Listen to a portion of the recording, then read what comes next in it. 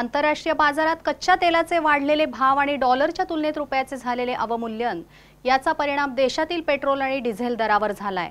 देशभरात बुधवारी पेट्रोल महागले असून डिझेलचे दर मात्र घसरल्याचं दिसून येत आहे।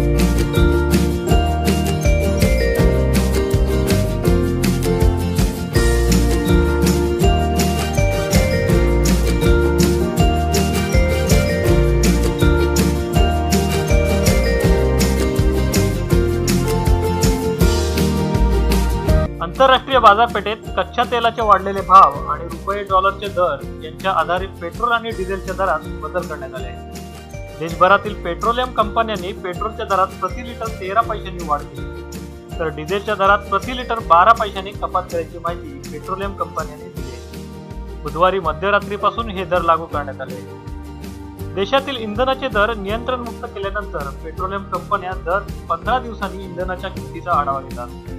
त्यानुसार दर महिन्याच्या 15 तारखेस बदललेले दर जाहीर करण्यात येतात। त्यानुसार पेट्रोल आणि डिझेलच्या दरात हे बदल करण्यात